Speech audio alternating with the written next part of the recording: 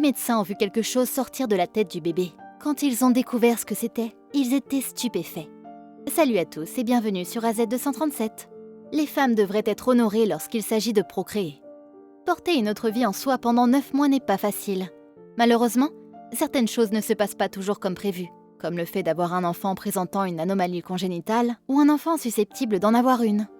Comme nous allons le voir dans la vidéo d'aujourd'hui, l'accouchement d'un nouveau-né est ce qui poussait de sa tête à laisser le médecin sans voix. Et je suis sûre que cela vous laissera également sans voix. Regardons cette histoire. Mais avant de commencer, voici la question du jour. Je peux exprimer joie comme tristesse, rire comme maladresse. En me collant avec mon déterminant, toute la ville est au courant. Qui suis-je? Donnez-nous votre réponse dans les commentaires. La réponse exacte vous sera donnée à la fin de la vidéo. N'hésitez pas à liker la vidéo pour nous encourager, et si vous êtes nouveau sur la chaîne, abonnez-vous et activez la cloche de notification pour ne manquer aucune de nos prochaines vidéos.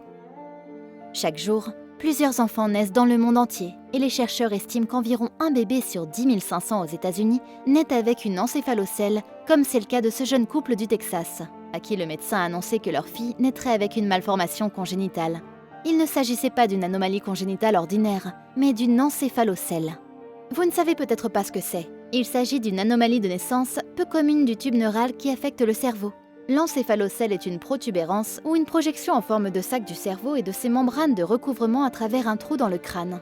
Lorsque le tube neural ne se ferme pas entièrement pendant la grossesse, cela entraîne une encéphalocèle. Le résultat est un trou qui peut se trouver n'importe où le long du centre du crâne, du nez à la nuque, mais le plus souvent à l'arrière de la tête, au sommet de la tête ou entre le front et le nez. Alors, pouvez-vous imaginer ce que vous ressentiriez si vous appreniez que votre enfant naîtrait avec une encéphalocèle? Que feriez-vous dans cette situation? Le début du dilemme de ce couple a commencé lorsque Kayla Gaston était enceinte de 18 semaines. Elle raconte que, lorsque nous sommes allés faire notre échographie de routine pour déterminer le sexe de l'enfant, le technicien nous a dit que c'était une fille et nous a dirigés vers une autre pièce pour parler au médecin. Le médecin, qui n'a pas perdu de temps pour entrer dans le vif du sujet, nous a envoyés chez un spécialiste environ 1 heure plus tard. C'est alors que le médecin nous a dit que notre fille, Lincoln, avait une encéphalocèle. Selon le médecin, la majorité des enfants ne survivent pas au premier trimestre de la grossesse. Le couple a donc pris rendez-vous avec un médecin le lendemain. Et celui-ci a confirmé qu'elle était effectivement atteinte de la maladie, qui est un type rare d'anomalie du tube neural qui se manifeste à la naissance. En entendant cela, Gaston a fondu en larmes et s'est indigné contre Dieu. Pourquoi cela nous arrive-t-il? C'est tout ce à quoi elle pensait. Elle a affirmé que la seule chose que j'attendais avec impatience était d'avoir un enfant mort-né, car c'était si courant. Alors, quelle a pu être la réaction de son mari, Mark Bell? Il n'a pas pleuré, mais il a dit qu'être le père d'un enfant autiste lui aurait ouvert un tout nouveau monde. Nous avons fait des recherches, et le moins que l'on puisse dire, c'est qu'elles étaient vagues. Il était toujours difficile d'estimer la taille de l'encéphalocèle. Ils étaient complètement désemparés, lançant des idées comme « Devrions-nous avorter? Ou faut-il garder l'enfant ?» Quelle est la meilleure façon de procéder? Puis, grâce à Facebook, ils ont intégré le groupe dans l'espoir de trouver de l'aide. Et selon elle, quand nous avons intégré le groupe, nous avons découvert qu'il y avait des enfants qui survivaient réellement.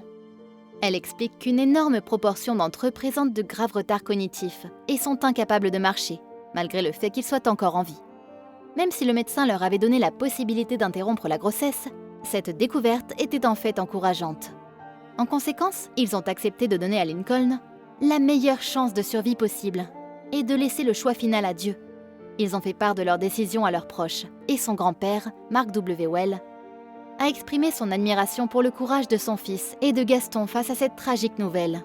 Heaven a pris cette décision, pour laquelle je les applaudis. Ils ont planifié la fête du bébé et peint une pièce en préparation. Ils étaient tout simplement si positifs et optimistes. Ils priaient toutefois régulièrement à ce sujet. Passons maintenant au moment de l'accouchement. L'objectif initial de Gaston était d'avoir un accouchement normal. Mais on leur a dit qu'en raison des circonstances, une césarienne était le meilleur moyen de protéger la mère et l'enfant. Cependant, sa principale préoccupation était qu'ils allaient l'emmener et qu'il pourrait y avoir plus de problèmes que prévu.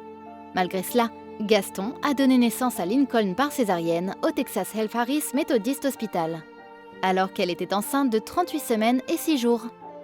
Elle a qualifié ses contractions de cauchemar, tant elle se sentait mal, contrairement à l'époque où elle était enceinte et où elle était tout à fait normale et active. L'opération s'est bien passée, et Gaston et Belle sont retournés à l'unité de soins intensifs néonatales quelques heures plus tard pour voir Lincoln, malgré le fait qu'elle semblait être en excellente santé. On m'a dit que tous les autres nourrissons étaient si petits, alors que mon enfant pesait 3,5 kg, selon Gaston. En revanche, un neurochirurgien a conseillé aux parents de Lincoln de lui faire passer une IRM pour mieux comprendre l'étendue de son état. Tout semblait parfait pendant un certain temps, jusqu'à ce que le neurochirurgien indique qu'il était possible de retirer la protubérance, mais que l'opération ne serait qu'esthétique et qu'elle mourrait très probablement à cause de la perte de sang pendant le traitement. Je sanglotais comme une hystérique pendant qu'il nous décrivait tout, et je ne comprenais pas ce qu'il nous disait. La nouvelle que mon enfant était sur le point de mourir était la seule chose que je pouvais entendre. Ce fut le jour le plus émouvant de la vie de Gaston. Selon le neurochirurgien, Lincoln devrait être ramené à la maison sous soins palliatifs et il devrait chérir le temps qu'ils auraient avec elle avant qu'elle ne meure après l'opération. Les conjoints se sont sentis impuissants à ce moment-là. Gaston n'a pu s'empêcher de pleurer jusqu'à ce qu'elle accepte cette solution. Lincoln a pu rentrer chez elle avec sa famille une semaine après sa naissance. Et l'hospice communautaire du Texas les a aidés à installer du matériel médical à leur domicile, ce qui a pris beaucoup de temps à mettre en place selon Madame Gaston. Tous ces médicaments sont arrivés le lendemain, y compris la morphine au cas où elle aurait mal. Les visites étaient programmées 2 fois par semaine pour mesurer la taille de la protubérance, l'évaluer et s'assurer de son confort. Gaston a déclaré que, pendant toute cette période, Lincoln était couchée et ne faisait rien, car elle avait une encéphalocèle et ne pouvait pas s'asseoir. Par conséquent, nous l'avons portée et posée sur un oreiller. Cependant, lui donner un bain et changer ses vêtements était une tâche difficile. La peur de leur vie a commencé quand Lincoln avait 4 semaines. La protubérance a commencé à croître rapidement, selon Madame Gaston. Elle a demandé des prières sur sa page Facebook et par chance, elle a rencontré une femme du groupe dont la fille avait vécu la même chose. Et elle a eu la gentillesse de lui donner les coordonnées d'un médecin qui avait aidé sa fille. Après avoir examiné les données médicales de Lincoln, les experts de l'hôpital pour enfants de Boston se sont montrés optimistes quant à la possibilité de corriger chirurgicalement l'encéphalocèle. L'opération a été pratiquée sur Lincoln alors qu'il n'avait que 7 semaines, comme l'a mentionné Gaston. Elle avait ajouté à ce moment-là: « J'ai réalisé que nous devions simplement tout remettre entre les mains de Dieu et lui faire confiance pour prendre soin d'elle. » Gaston et Belle ont attendu dans la zone préopératoire pendant environ 2 heures avant d'être convoqués dans la salle d'opération le jour de l'intervention de Lincoln. Ils n'étaient ni anxieux ni inquiets, mais tout ce qu'ils pouvaient faire était d'espérer le meilleur, et voir l'expression du chirurgien plastique a suffi à leur donner le sourire. Le neurochirurgien, selon Gaston, est sorti dans la meilleure humeur que je n'ai jamais vue. Entre le moment où elle a été endormie et celui où elle a été recousue, l'opération a duré environ 3 heures au total.